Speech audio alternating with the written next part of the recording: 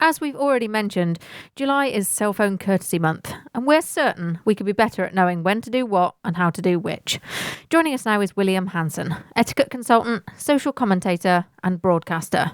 Sky News calls him the UK's leading consultant in etiquette and protocol, and on BBC Radio 2 he's simply known as the Etiquette Guy. William, we have to ask, how does one become an etiquette consultant? You're the only one we've ever heard of. Yes, it's. I'll be honest, it's not something I sort of grew up going, well, that's what I'm going to do. Like people want to be firemen or vets or doctors or something. I wanted to be a journalist, or before that, I quite fancied myself as the Archbishop of Canterbury.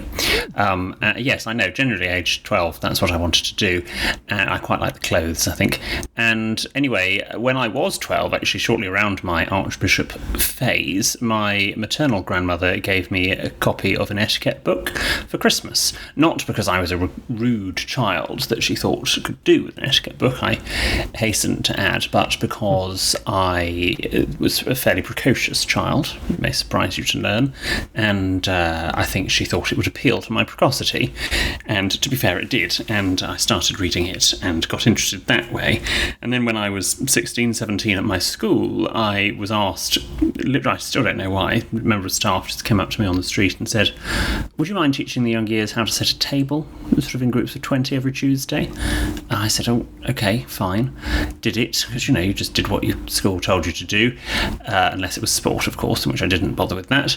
And then it snowballed from there, really. And then the local radio station did a piece, the local newspaper, television station, and this is my 10th year of doing it, so it's kept me busy. It's a fascinating story, because obviously over the last 10 years technology has become a lot more prevalent through society, and we've kind of gone from looking up at the world around us in some cases to looking at this all-knowing, glowing rectangle that we carry around with us. So it is Cell Phone Courtesy Month this month. Why do you think we need something like that? And why is proper etiquette around things like mobile phones so important? Mobile phones are fantastic. I'm not ever going to suggest that we scrap them, because they are a huge lifesaver, both literally and metaphorically, for a lot of people. The issue that I have with mobile phones and tablets and sort of other technology like it is that they are there to complement our social and professional lives and not to replace them. And a lot of people in all walks of life, from whatever country, from whatever culture, seem to get the balance wrong. And actually, when it comes to having a face-to-face conversation with someone who is either a stranger or near to a stranger, they struggle, and people struggle having the confidence to go up to people at parties or on dates in real life, or chat someone up, or potential clients at networking events, whatever it happens to be. They struggle because they don't have that comfort blanket, the safety blanket of their mobile phone, where they can write something out, look at it, read it back, and then send it. There is no sort of edit function when you are just having a conversation as we are today. You just have to hope that what you say doesn't offend anyone, makes sense, and presents you in the best possible light. So what's the number one situation you'd say where people end up being unintentionally rude with their phones? I think it's probably when they are gathering with family and friends, and friends. I'll host dinners here or lunches, and there will inevitably be a moment. Normally, it's after the main course, before the pudding. Usually, that's when people would go out to go to the loo. But nowadays, it's when people take out their phones. They just check that someone famous hasn't followed them on Instagram or Twitter, or to see what's happened. Check the breaking news alerts, which, let's face it, at the moment are fairly interesting and alarming from time to time, but that is the acceptable time to do it. And to be fair, sometimes I don't mind, because actually that's normally when I'm sort of clearing away the main course and preparing the pudding. So actually I'm not really able to talk to the guests, and that is, keeps them busy, keeps them happy, and ultimately keeps them at your house. But actually, when it comes to meeting up with family, I have noticed, not just in my own family, but in other families that I'm sort of part of or have witnessed, people within that family using their phones in front of each other even more than a group of friends will, probably thinking, well, they're family, so, at the end of the day, it doesn't matter if I offend them particularly by this having my mobile phone out, because they are always going to be my family. And especially if you see your family quite a lot, I think people do that because they're sort of almost slightly bored of their family, maybe. But friends in coffee shops as well, or colleagues, you see, you've clearly made a date to get together, to chat. You need to see each other face to face, and yet you're on your mobile phones. Why bother to take a taxi or to pollute the world by driving to that coffee shop when you could have stayed at home and just spoken to your colleague or your friend on your mobile? Well, and sometimes in restaurants, I've been sat there, and as you do occasionally, people watch if the person I'm eating with has gone to the bathroom or something, and you do sometimes see entire families of people not talking to each other, just on their phones. And it does absolutely, and it's sad because it's not. There is a time and a place for mobile phones. I get that. I've said that. But actually, when you're at the dinner table, even if there is no food on the table, you are there to chat to the people around that table. That's part of the bargain when you go out for a meal with someone. If I ask my friend to come out with me or whatever, is we are there to chat. We are not there to scroll through Instagram. Well, indeed. In the grand scheme of things, I mean, mobile phones, as we said, are fairly new. The way we use our phones and technology all around the world is changing all the time. So we never used to have computers that could fit into our pockets, so this wasn't an issue. Now we do. And who knows what's going to happen in 5 or 10 or 15 years' time. So who decides what's good and what's bad etiquette when these new things come along? Yeah, well, that's a very interesting question, and one I get asked quite a lot is, is there some sort of etiquette council or sort of grand chamber of people that are sitting deciding what is acceptable? Well, sadly, there is not. I mean, there are, actually I'm going to one in a few days' time. There is a protocol conference that happens each year where sort of rules of diplomatic protocol are discussed, and solutions that need to be found for modern problems are discussed, but it's by no means sort of gospel anything that gets discussed. But for sort of etiquette, which is sort of a lesser form of protocol, then no, there isn't. So really it is the job of people like me and anyone with common sense, really, and just humans in general, to sort of look at what has gone before and to use their common sense to work out what actually should happen now. For example, when the telephone was invented by Bell, people used to shout down the telephone because they couldn't quite believe that their voice was going to be transmitted to the other person who could be miles away. And very soon they realised they didn't need to do that. When the mobile phone came in, we had, "I'm on the train!" people shouting down, because again, same thing happened. People didn't quite understand that they could whisper on a mobile phone and you would still be heard fairly clearly by the other person.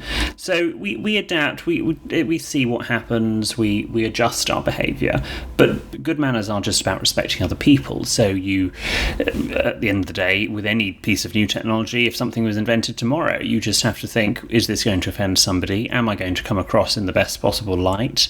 Am I embarrassing myself or other people? And adapt your behaviour to the answers to those questions. Yeah, so thinking about that, obviously we can adapt our behaviour depending on who we're with. So if we're with a group of friends, it might be different to, say, meeting the Queen. If we met the Queen one day, do you think we should leave our smartphones at home? Yes, I would say that there are times and places where if you're going to, you can either leave them at home or you can just keep them on you in case there is some sort of emergency, but switch them off. Going to the Buckingham Palace, Windsor Castle, Balmoral, wherever you're going, it is going to be probably for most people a once-in-a-lifetime experience. And to be honest, are you going to sort of get home and think, Yeah, I wish I had spent more time looking at Instagram whilst I was standing in the white drawing room at Buckingham Palace. No, you're probably not. You're going to probably think, I wish I were looking at the beautiful Serre vases, or whatever it happens to be, the chandeliers in the white drawing room. So switch it off. There's a lovely story that in 1997, when Tony Blair's government just came to power, there was a drinks reception at Buckingham Palace for the new cabinet, and one of the secretaries of state, I think it was Claire Short at the time, her mobile phone went off while she was chatting to the Queen and a group of people, and the Queen said the most fantastic line, which was so elegant but also such a put down. She said, "Oh no, please do answer it might be somebody important." Thinking about being somewhere like Buckingham Palace or in that kind of situation, I think it's very tempting for people to want to take a photograph, or indeed selfie, as people do now, and mobile phones have really overtaken traditional cameras as the way most people take pictures. So is there anything we should take into account when we're out and about snapping photographs with our mobile phones? Yes, just remember time and place and context, really. It's the same sort of issue that we've always had, even before sort of we all carried cameras of, let's say you're on holiday in Spain and you go into a beautiful basilica, for example, and obviously because it's Spain and we're English and not used to hot temperatures, we're probably in a t-shirt and shorts, while some of the basilicas, being Catholic, will not allow that, depending on how strict they are. And it's the same with, when they never used to allow flash photography, because supposedly the flash would damage some of the surroundings. Now, obviously, we can turn our flashes off now on our mobile phones, and actually the flash is not quite as sort of damaging to artefacts, but still some basilicas or museums or public places don't encourage photography. So first of all, you check to see if you are actually allowed to take photographs. Look around you as well. If there aren't any signs, are other people doing it? Are there sort of officials looking a bit cross or coming over? If there is an official, go and ask them. To have the confidence, just go up and say, "Excuse me, can I take a photograph?" But if you're taking photographs of, let's say, celebrities, for example, if you see a celebrity in a restaurant or an hotel or something, then do remember that they are probably there in their personal capacity, and so won't necessarily appreciate somebody coming over to them and insisting that you have a selfie with them. And of course, nobody asks for autographs anymore. It's selfies, and so they have every right to say no. If they're there because they're promoting their latest film or something, then fair game. Ask them politely, and they should oblige. We've noticed that July is not only Cell Phone Courtesy Month, but Picnic Month. Oh, yes. Are there any tips you can give us for having an extra civilised picnic? Yes, my tips for the best picnic is to raise the standards, and I mean raise in every sense of the word. It's actually to have it on a table, have a sort of an al fresco thing. You don't have to have it prostrate on the floor. That's not really conducive to an elegant picnic, really. And that wonderful Sunday in the Park with George painting that there is, it's never quite as elegant as that when you have it, especially in this country. Picnics really are for ants. Yes, so if you're going to have picnics, I like the ones with chairs, really. If you are going to have a rug, make sure it's big enough for everybody that's sitting on the rug and all the food, and there's no you don't feel too sort of pushed into a corner of the rug. You feel that you can spread out. Tupperware is always good nowadays for picnics, but do remember that, if you're going to eat sort of egg-based dishes, then they don't do very well in the sun, and neither will you the next day. So think carefully as to what you are eating and how long it is sort of lifted out of the hamper. And proper knives and forks. Just because you're having a picnic doesn't mean to say it has to be plastic, because although you can get better quality plastic knives and forks, most knives and forks won't really cut anything, and it's sort of one of the tines snaps off into your pork pie, your cocktail sausage, and it's actually a bit of a bore. So if you're going to do it, you might as well just take your own cutlery from home and even your own glasses. Our next show, 2 weeks from now, is Talk in an Elevator Day, from wide open spaces to very close ones. Is it good form to make conversation with strangers while trapped in a small metal box? Well, look, this is really interesting actually, because the English don't speak to people in lifts. We just, I mean, and I get in a lift numerous times a day because I live in a building where I have to use a lift to get to my flat. And if someone sometimes when my parents come and visit and they start either even continuing chatting to me, if somebody gets in on another floor and we continue our journey, I bristle somewhat because it just doesn't feel natural. However, in Northern Ireland, sort of another one of our countries that supposedly we're very similar with, being part of the United Kingdom, they have this black cab concept, which you're probably familiar with, London black cabs. However, it's not quite like a London black cab.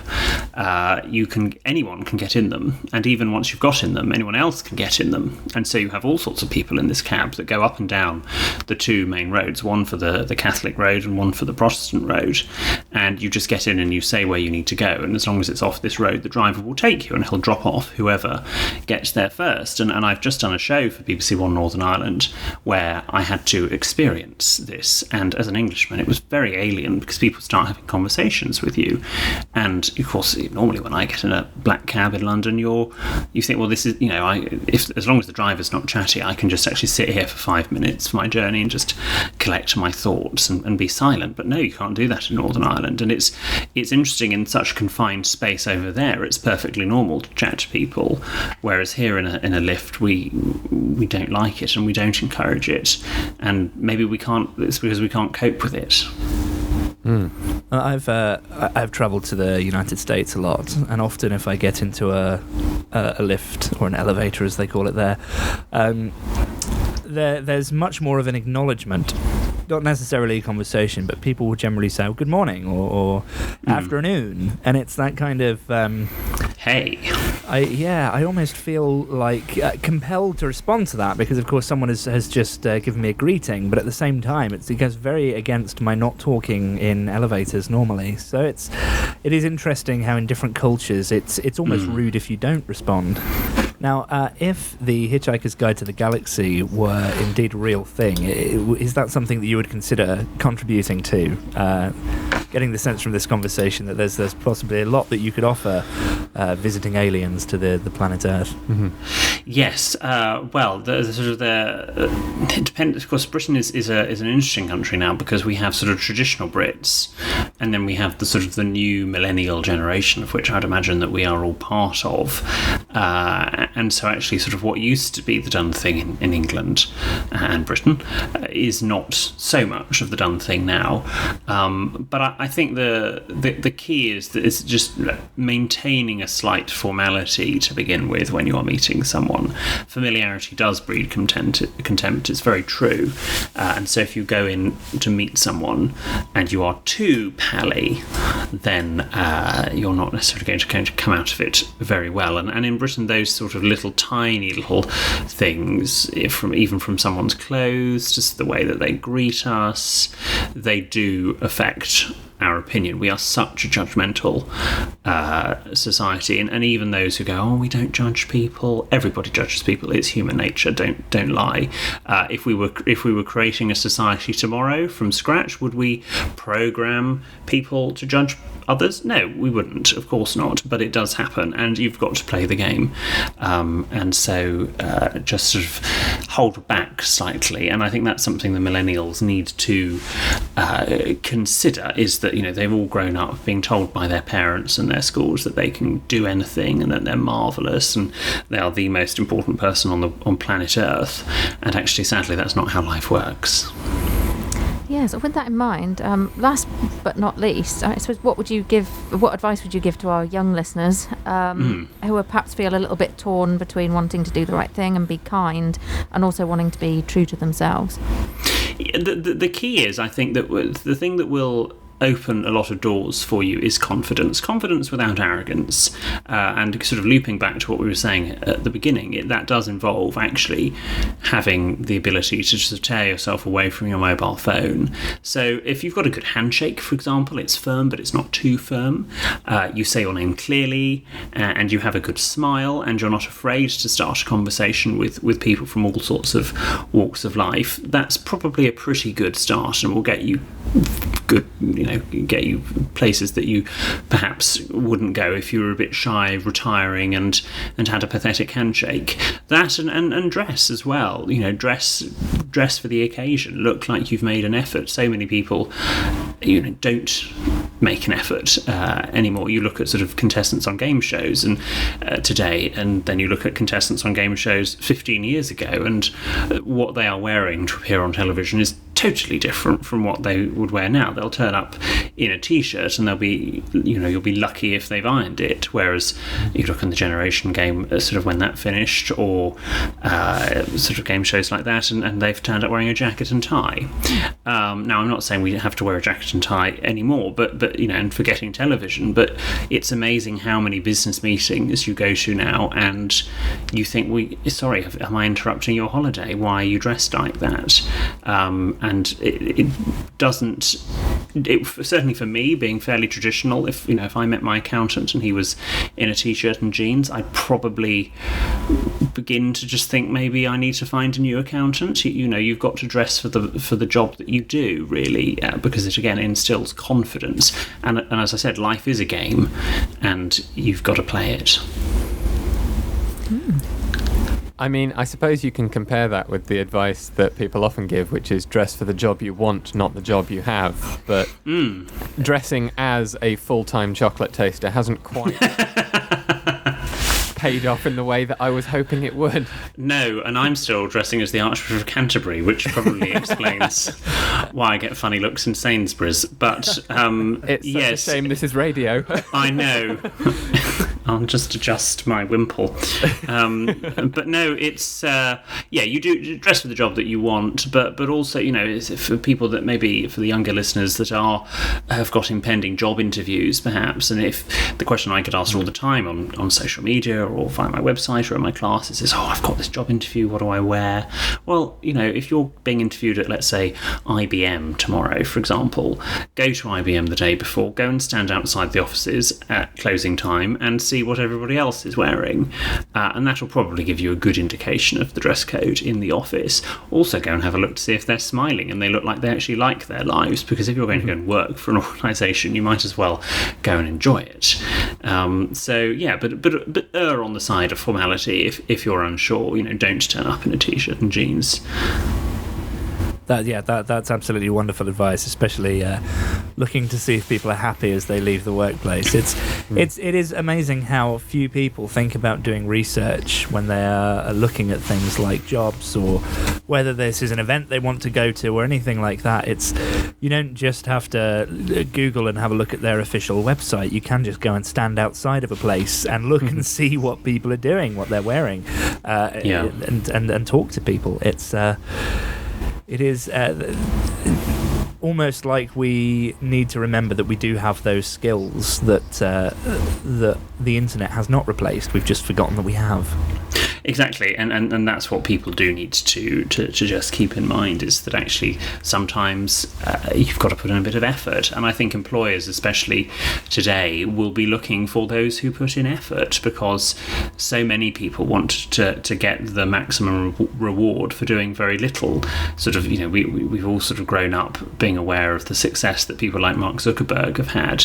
In the grand scheme of things, to begin with, he hasn't done an awful lot. He was quite a talented coder, and he supposedly created this sort of Facebook thing, but he didn't toil for years and years and years and years to get where he was. He achieved success relatively at a young age, which is great for him, but actually it doesn't mean to say that everybody else at that age is going to replicate anywhere near the same success financially or sort of professionally that he has had. So put in a bit of effort. If you're applying for a job and it says send your CV to the Director of Human Resources at Barclays, don't just write to the Director of Human Resources at Barclays. Look on the website or phone up and ask what the name of the Director of Human Resources is. So you write Dear Mr. Smith rather than Dear Sir or Dear Sir or Madam. No one is a Sir or a Madam, they are one or the other, and so if you put a bit of effort in, you are going to be able to, your potential employer is going to look at it and go, they've actually bothered to find out my name. I know places such as Barclays and the big corporates deliberately don't put a name to send your CV on, because they are waiting to see who has bothered to put they are waiting to see who has put a bit of effort in, and that's a very quick way of whittling down 2,000 CVs to about 50. Well, William, thank you for joining us. That's all really good advice that I think many of our listeners could benefit from. I know certainly I will. Well, if you ever get off your phone, that is. Have you been on your phone throughout the entire duration of this interview?